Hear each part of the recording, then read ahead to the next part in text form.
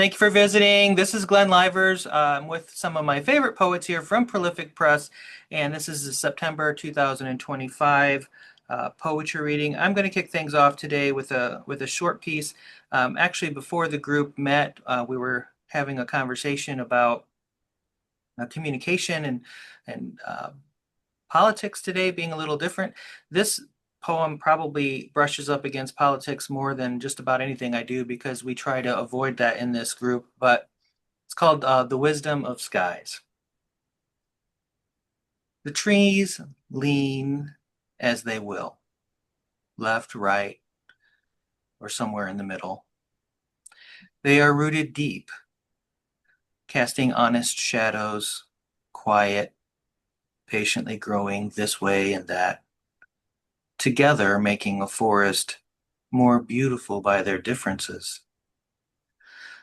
The creek hurries forward, cutting through without permission, clutching every fallen scrap, a leaf, a stone, the smallest rumor of soil. It knows only the truth it gathers around itself, its surface bright with conviction, blind beyond its own course. Above, the sky endures. It has watched storms trade hands, knows the trees for what they are, knows the restless babbling of water, and remains slow to judge, as many are, those wise and open skies, older than the arguments below. Wow. And this is spooky season. I have been writing a little bit of spooky poetry and uncharacteristically some short fiction. This one is just the beginning, a few paragraphs of Keep Quiet, which is available at my website. Although this is a poetry group, people are can read whatever they want as long as it's original. The fire was hungry, a beast gorging itself on the cheap timber and vinyl siding of the Castle Point apartments. It had a voice, something like a muffled airplane slowly powering up before takeoff. Clara Thorne stood just outside the chaos of gawkers and emergency vehicles, the air around her thick with the ghosts of things she used to own. She picked out the odor of her record collection melting into a black, bubbling goo. In the swirling wind above the hungry orange glow, she could see her beloved dog-eared paperbacks now transformed into floating black confetti. She was awash in the odors of her life being reduced to a homogenized scent of ruin. On the monitor clip to the ENG camera, a different Clara Thorne stared back. This one was cool, composed, her makeup a perfect mask of professional empathy. The tally light on the camera was a single bloody eye, and she spoke to it as if it were the only sane thing left in the world. A four-alarm blaze that has consumed the entire structure, she said. Her voice, the one the people of South Bend trusted to tell them the truth, was a smooth, factual river of dispassionate narration concealing her underlying panic. The words came automatically. They were armor. For the 200 residents of Castle Point, this is a night of unimaginable loss. You have no idea, lady, the sarcastic voice in her head whispered. It sounded a lot like her dad. Try unimaginable on for size. It fits like a coffin.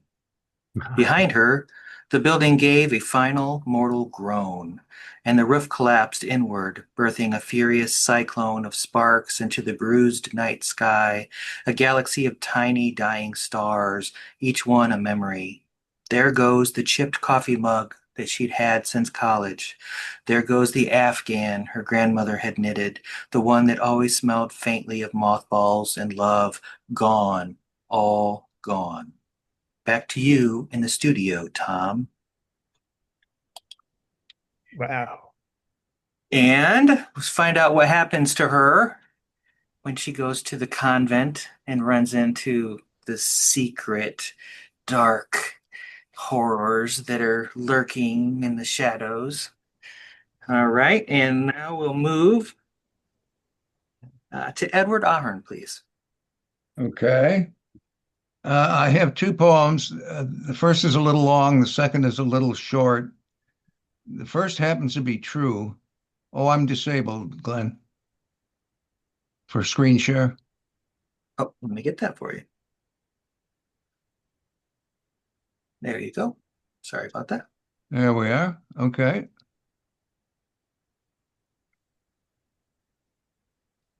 It's called Fast Water Blues.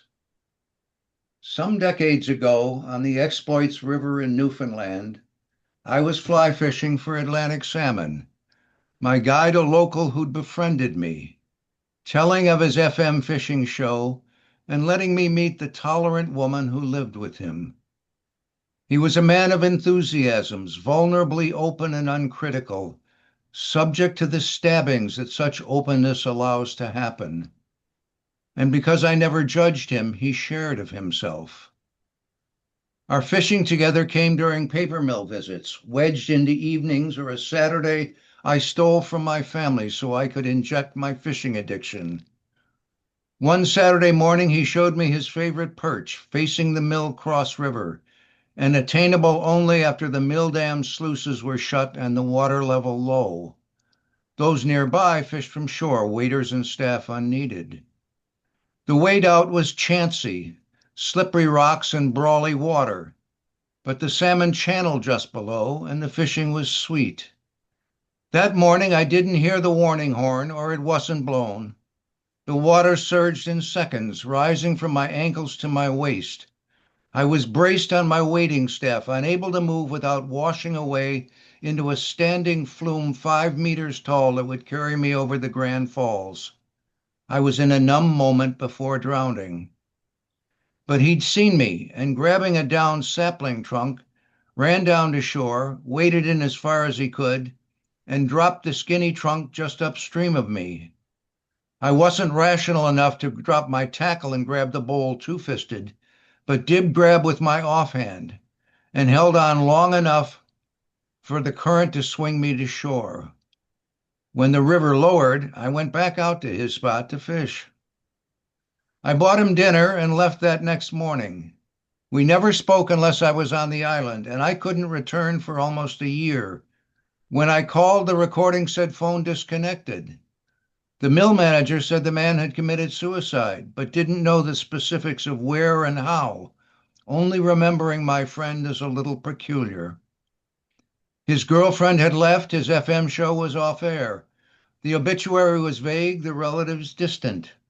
All I knew was that he was a gifted fisherman who had let me fish the pool of his being deeply enough to admire his genuineness, but not so deep as to see the roiling water that rose to take him in a standing flume. And this is one rendition of the Grand Falls. It actually runs a little higher when they release the dam. And I fished up right about up here, just up from the falls. Second poem, much shorter, is called Midsummer Moment. There's an unmeasured apogee in summer, when a day holds without time or purpose, when the sun's insistence is given its due, when the curved apex of living hovers listless and redolent of the sensuous, and for that poised, weightless moment, the absence of context exudes meaning. Mhm. And there you go. Thank you. Very nice.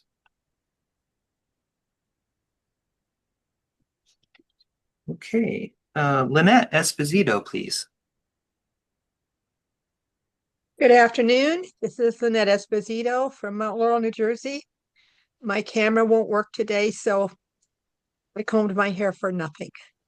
I tried to look good, and maybe I do, but it will be a mystery.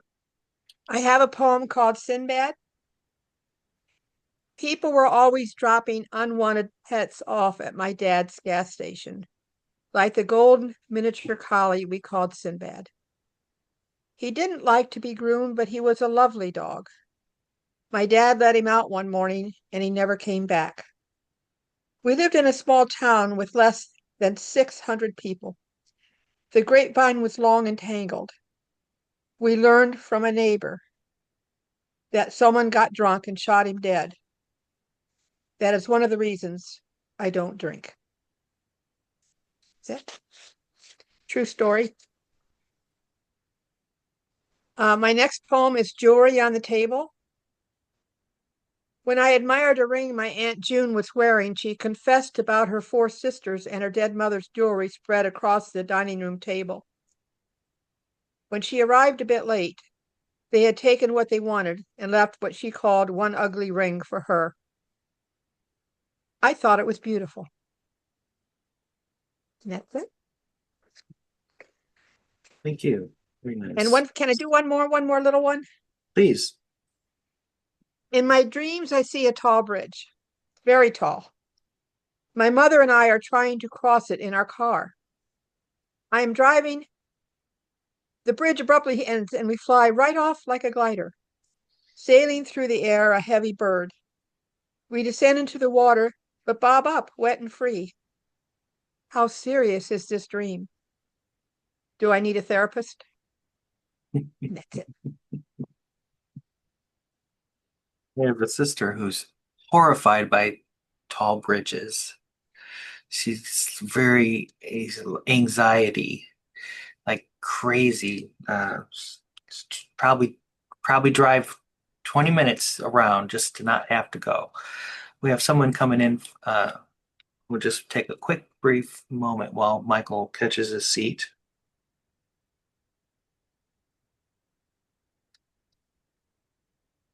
Welcome to the group, Michael. Good to see you. And we will continue with Emily Strauss.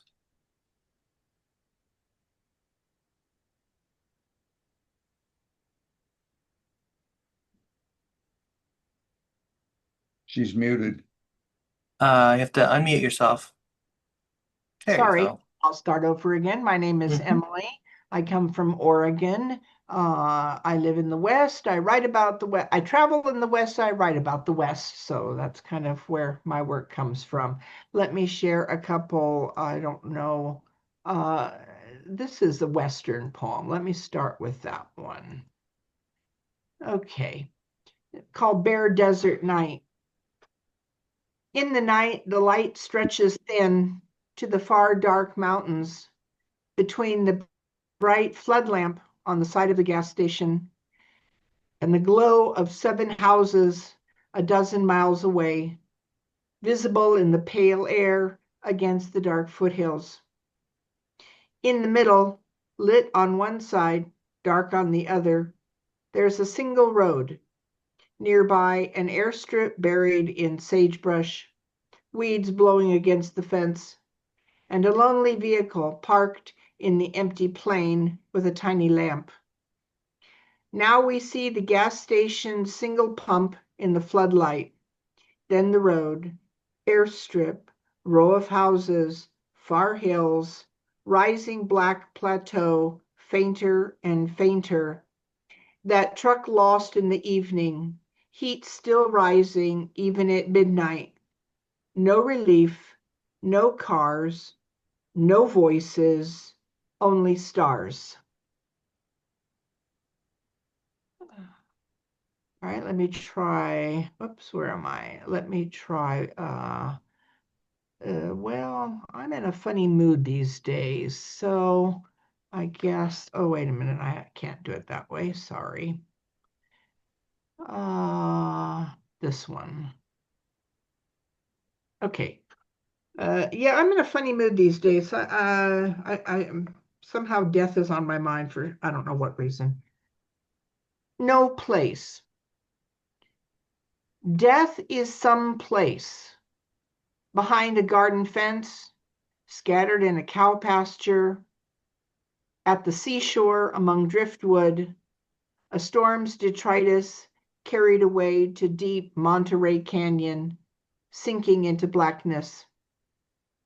The paupers' row with plain concrete markers is far down the hill, away from the marble headstones of pioneer families. In Rome, bones are often buried in layers, like buffalo remains piled at the base of river bluffs where they were driven to their deaths. Bones raised on platforms out of reach of wolves, open to the sky. Bones in desert caves wrapped in white sheets.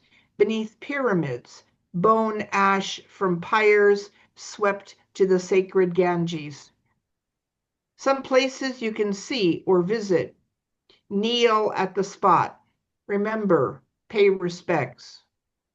But sometimes one pasture is as good as the other, one beach like the rest. All oceans equal. Wind blows universally. You may pray anywhere. Death is no place. That's all. Very nice. Thank you so much for that. Death is no place. Bob Moreland, please. Okay. Good afternoon. Miss your Ukrainian flag. Well, you have the fireplace back, and the flag on the fireplace is actually my uncle. So, um, I'm going to start with a Hyben, and I guess the disclaimer: we take poetic license. Many things we write about are true. Uh, the names have been changed, so To protect the innocent. not necessarily, but this is called Hawkeye. The early morning drizzle changed to rain before dawn, soaking the poncho and making it difficult to make tea on the empty ammo crate makeshift table in the trench. He shares with his mates from the four winds of this country, united to defend their home. He's an American, a Marine, retired. But Marines never retire. There is nothing more sacred than honor. He feels the cold, his bones ache. He stands with Ukrainian brothers and sisters in defiance of a madman demanding their extinction. The battery-powered rangefinder, a gift from an anonymous donor, is inscribed with a Sharpie, Semper Fi. He cites the movement to the northeast.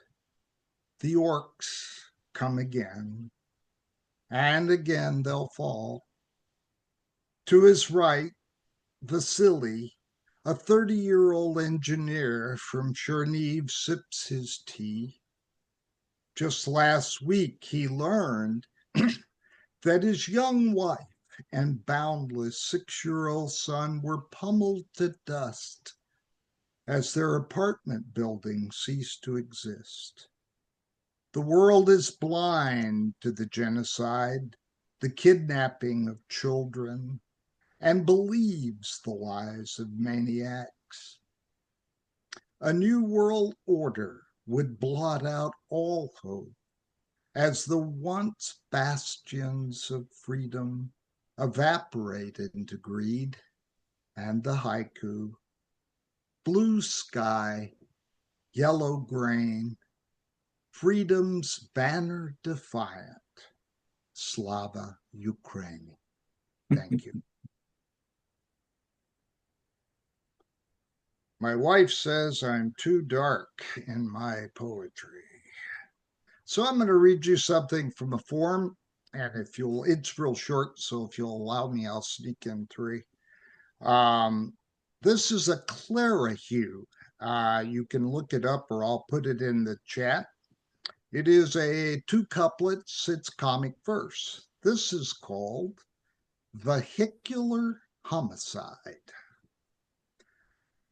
Blonde soccer mom, 5 foot tall, striving, huge SUV, 6 loud kids driving. Death in my rear view, she has no clue.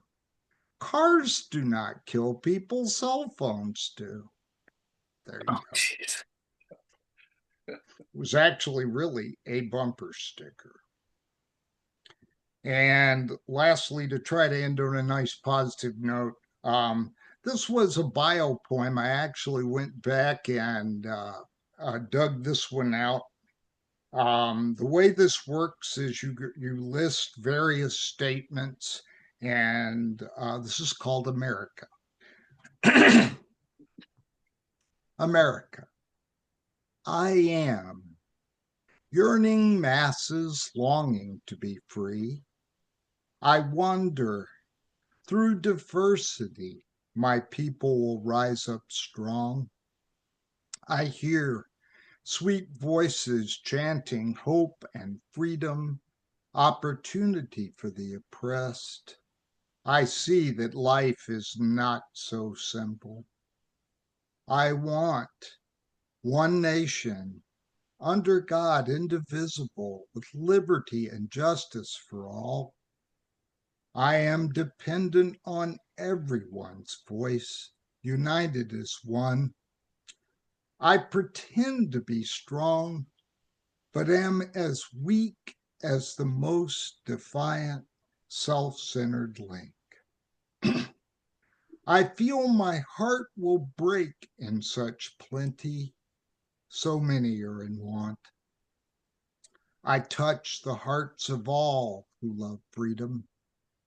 I worry that the coldest apathy will slay us into I want mine. I cry at injustice, the pain, the ill go through, blatant, cruel selfishness. I am a dream born from the hearts of men who trusted God, yet guaranteed freedom of religion. I believe in the good hearts of my people pulling for each other.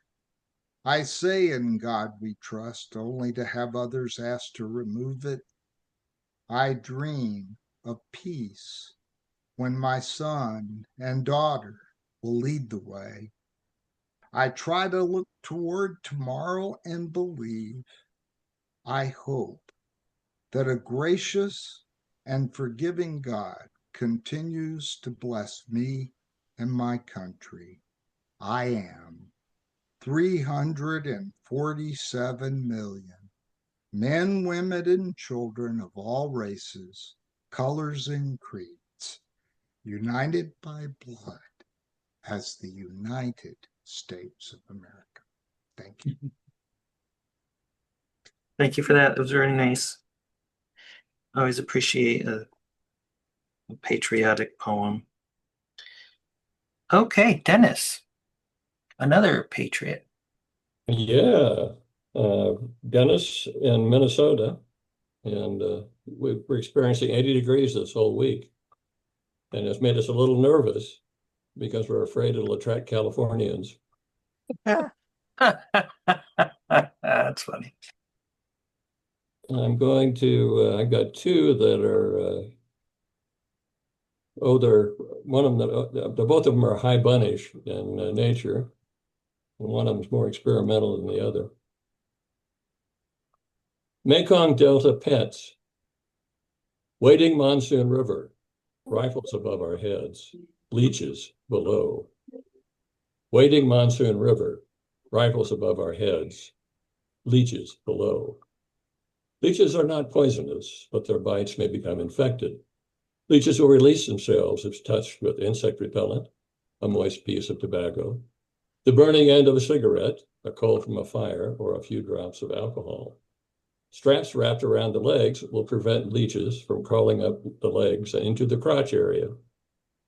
Field Manual number 90.5, Jungle Operations, Department of the Army, 16 August 1982.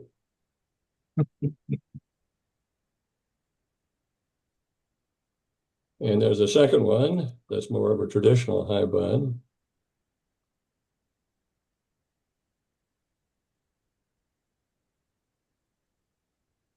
Burlington, along the Riverwalk. Rain falls in soft feather patters, dimpling the surface of the Mississippi. Gray mist hangs in muslin folds from the cabled bridge towers. The water fondles the 50-foot mark on the abutments. Plenty of headroom for the silent passage of black-hulled barges. In the brick-faced port building, a swell of laughter surrounds us, a warm sound on this cool morning. Wife, son, and I snuggle in our sweaters. The nestling scents of pancakes, sausage, and coffee swirl and eddy around us, mimic the river's foam-capped whispers. A steamboat's paddle wheel bites into the river. The calliope plays Swanee. A steamboat's paddle wheel bites into the river. The calliope plays Swanee. Well done.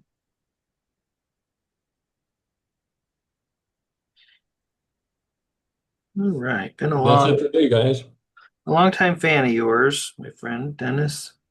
Thank you. Never let me down. James Bethel, please.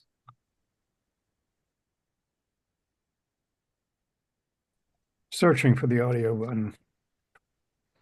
I'm impressed with what appears to me to be a major amount of synchronicity operating in this group today. Indulge me, if you will. I have four, but they seem to feed on everything we've done and everything we are probably going to do. Okay. The first one flirts with politics. I say flirts because it is intended as a tongue-in-cheek. Title is The Poli-Sci Diet. My friend George, he's a political science professor. When asked about Alaska's adoption of a four-tier primary election process, declared it to be entirely too complicated. Said he, I don't agree with this. Way too complicated. Far simpler. Candidates and voters alike should be classified as falling into one of three camps. Those who eat babies and drink their blood while worshiping Satan, those who eat hot dogs and hamburgers while worshiping football, and uncommitted vegetarians. That's my friend George. But it prompted a piece that I had been playing around with. I'm still not satisfied with it, but it'll work. Works into this space. It's entitled Vegetarian Longing. Feeling deeply and profoundly nostalgic after reading your electric sheepskin report, I find myself hating and feeling deeply and profoundly nostalgic almost as much as I hated feeling fat, which I did 3 times a day long ago. I visited your mountainside only once, and it stays with me as a constant reminder of the consumer life emptiness that surrounds me now. The air is filled with the sounds of neighbors sucking fat off of barbecue beef rib bones. Is there a house for sale in that rock that you live on above the sea? What real estate company do I contact for a deal on 1,000 square foot in the San Juans? Is there even such a thing? Oh, Lord, I'm almost back to being a vegetarian. This one was prompted by a poem of Billy Collins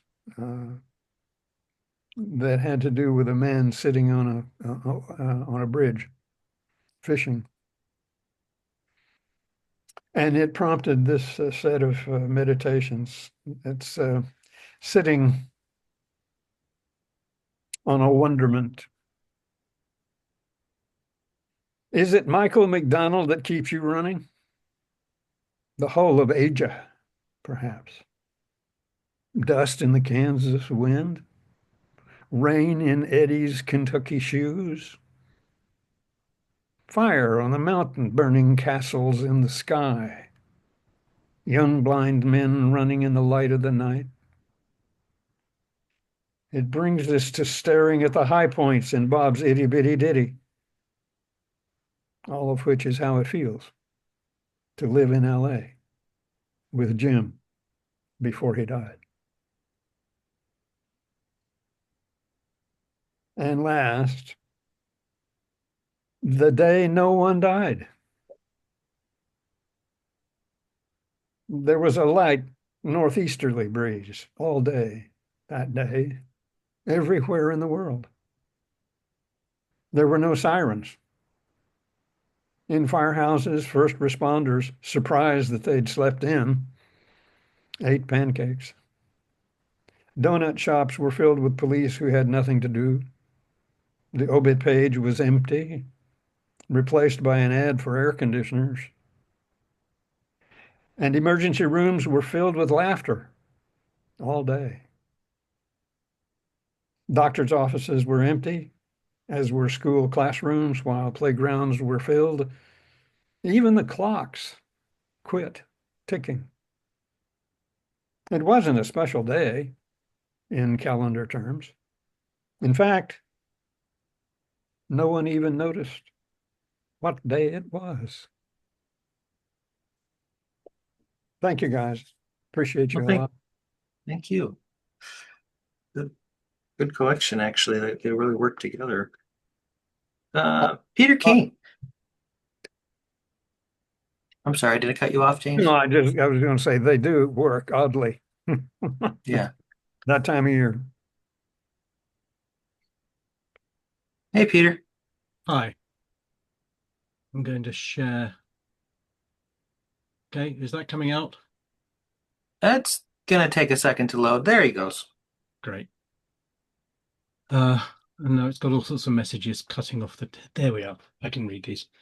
So I thought I'd read 2 or 3 of a sequence I've read from before, which are, I call them various things. Pocket Lights is my current title. Each one starts with the first line of a poem from one of the City Lights Pocket Poets series. So this first one starts with the first line of The Last Supper by Jacques Prévert, translated by Ferlinghetti. They are at table. They are at table, though there's more of conversation than consumption going on. Arms wave and fingers point. Knives might be imminent, or tearful hugs, for after all this is the Eastern Med. Here a head is cradled, throbs in hands that have reached out too many times for jugs of rough, dry red. There are tales retold of some event, exhaustive and exhausting details, modelled with a dish, some salt and bread. At the centre, enigmatic, apprehensive, or just suffering from acid indigestion, is the host, who tries a parable upon his followers and friends. He gets the punchline wrong, and no one laughs.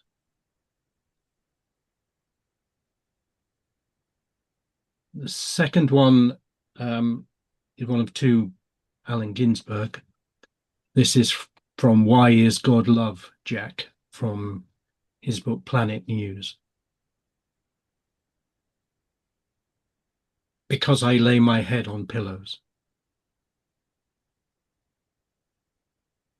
Because I lay my head on pillows, cumulus clouds lull me, filled with poppy's milk. Because you rested your cool palm upon my sweaty brow, the breeze from off the river eases my hot-headedness. Because my brain and heart and liver have betrayed me, your unfailing presence dulls my sharpest pain. Because your tear dropped on my cheek The falling rain fills me with grief.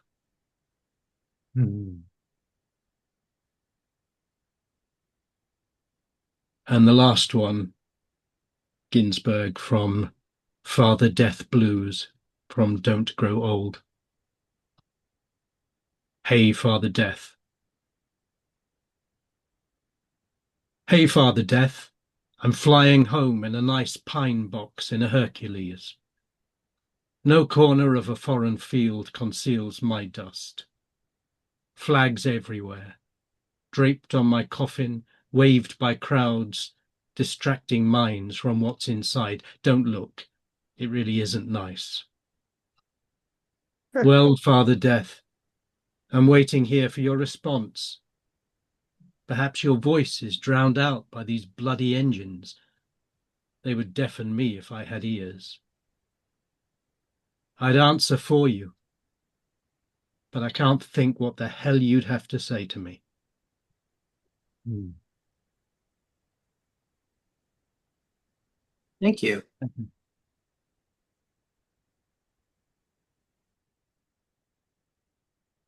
That punch at the end really, really works, doesn't it? It's quite nice, Peter. Thank you for that. Doug Banhoser. Hi, everybody. Well, I was going to try screen sharing, but it's not Click, working the way click on I. the other. Yeah, click on your other screen.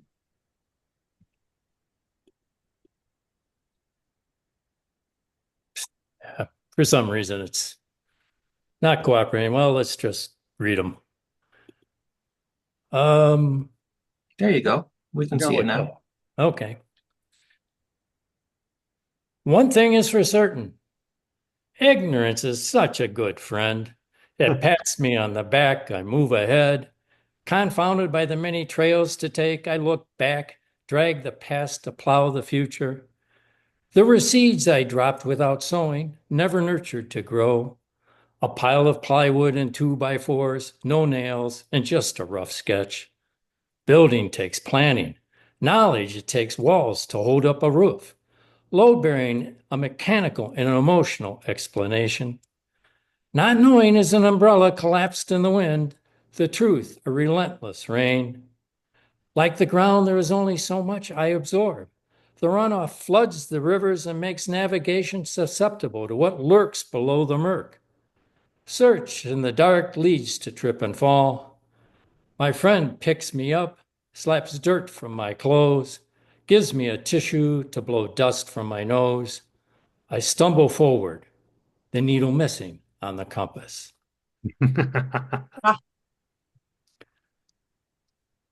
And this one's entitled Hope Never Took the Bait.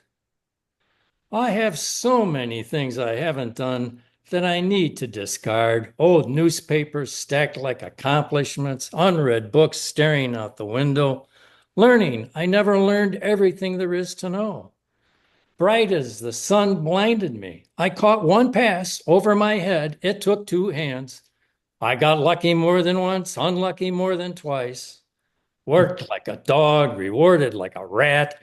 Pats on the back left a bruise, knowing the heavy branches did not bend under my weight. Top of the pile is not top of the pyramid. Myopic in one eye, the hyperopic one drifted off, focused on stratospheric desire, cumulus satisfaction, achievement in small bites, disappointment in gulps, threads twisted and knots too tough to unravel. Concentric circles orbit the years, intimacy afraid to touch me, dalliance sour milk, shame a pair of mittens, confidence rarely takes a chance, loneliness a raked pile of leaves, depression has no depth perception. I am sown in patches. Simplifying is survival of the fittest. Casting without a lure, I caught what I expected, shuffled the cards and repeated the air. My mistake? Optimism, hope's grindstone. Still, I tug on the sword and the stone, Look to the horizon and swear it is closer. Leave footprints in the sand every time the tide goes out. Sharpen the knife and test its edge. Go forward without looking left or right. Bargain with the devil, but refuse his best offer. Convince myself the water is not that deep. I cannot swim, but manage to float. Now I know the secret. The key I was given never fit the lock. Ha. And I'll read one more. This is from my series where I entitled them all No One Said. No one said, discover words no one knows. Rodomondade. What? Boastful or inflated talk or behavior.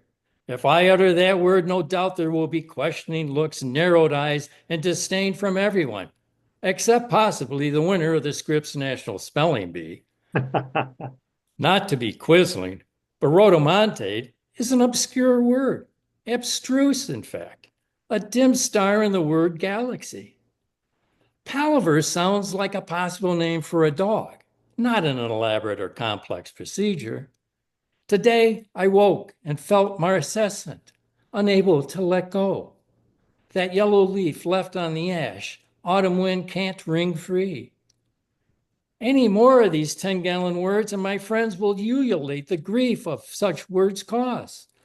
Well, wipe that dyslogistic look from your face. Many words jar go everyone. My whale, my Moby Dick is vocabulary.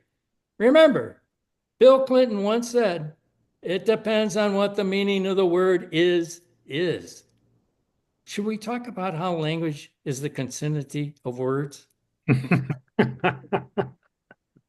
Hopefully everyone will look up to the meaning of the word vicinity. That was good. Yeah, I think we're all in the age that can remember. It depends on what the definition of is. Oh, that was great. Good times. Simpler times, maybe a little bit. Michael Watterson, please. Yes. Hi, Glenn. Hi, everybody. It's been a while, but glad I managed to join you today.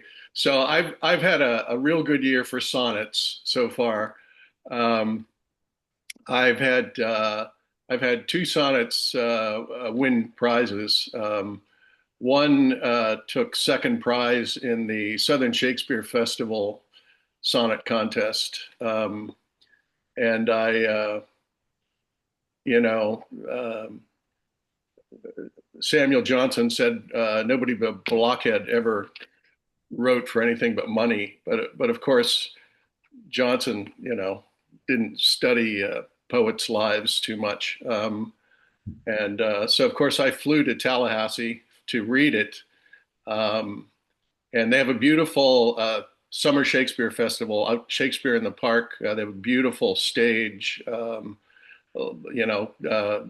permanent seats, just a gorgeous venue. And the reading was canceled because of lightning. So,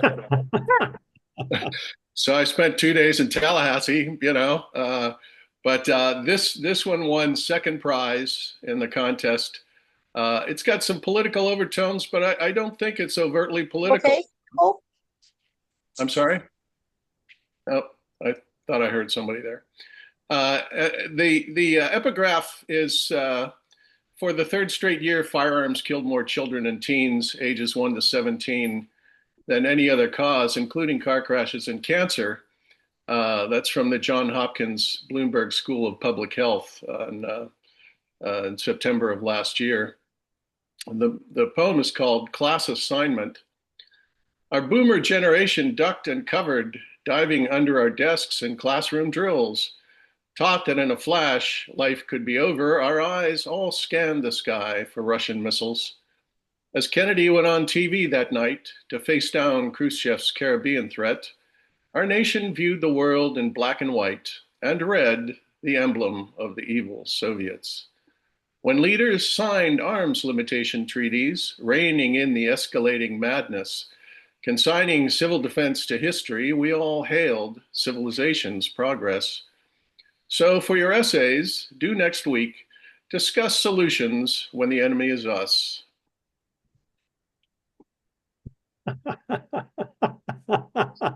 With thanks to, of course, Walt Kelly, who's, Pogo, Pogo. yes, Pogo, right. We've met the enemy and they is us. Then earlier this month, I was notified that I won first prize in the Helen Schlabel, I think it's pronounced Schlabel, international contest, sponsored by poets and patrons out of Chicago. I've never had any success screen sharing, so I'm just going to let you know it's titled Ode to Truth and Beauty, and Ode is spelled O-W-E-D. And of course, the epigraph is Keats' famous equation, tautology: beauty is truth, truth beauty. Ode to Truth and Beauty.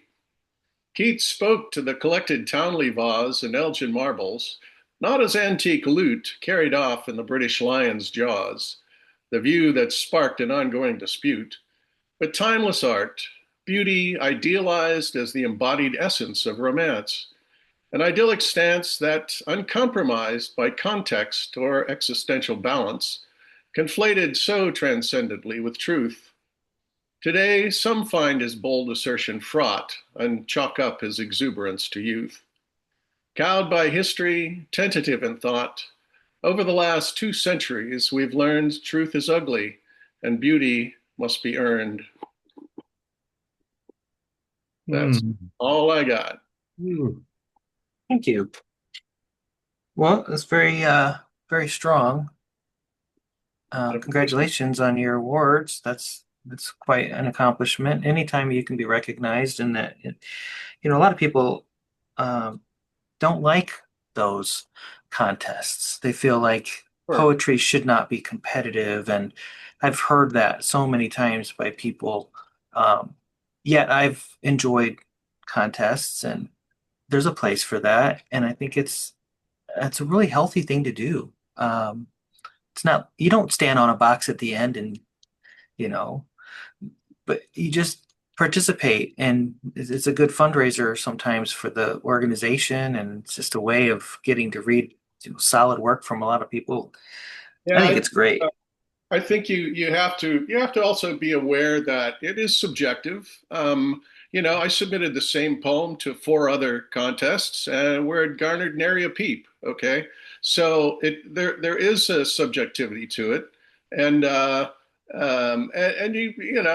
it's you have to be aware of that, and you have to realize that some contests are just money grabs, frankly. You have to pick and choose, and be be grateful for recognition, but it's not the shouldn't be the entire reason why you Well, produce. sure, yeah, it's absolutely true that there's a lot of subjectivity from venue to venue, and depends on the editor and the particular judge of the contest, and all of that. So people that are engaged in poetry for a number of years get a thick skin, and they understand all that going into it. We get a lot of rejection. I don't know about you guys. I've had a few rejections in my life. James. All right. Well, have you guys heard about that new sport called quiet tennis that's going around? It's just like regular tennis without the rackets.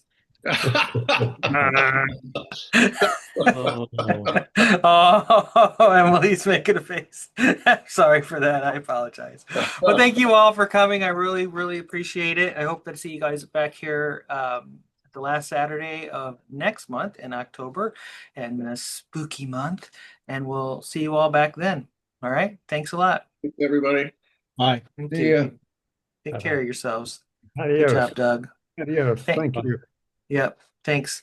Lynette, if you have trouble with that camera, contact me. Maybe I can answer questions, tech questions for you. Bye, Peter. Thanks for coming. Good job today. Listen, Glenn, I've been blocked from playing Word Blitz on Facebook. So there is a conspiracy going on. So Yeah. something's in my computer.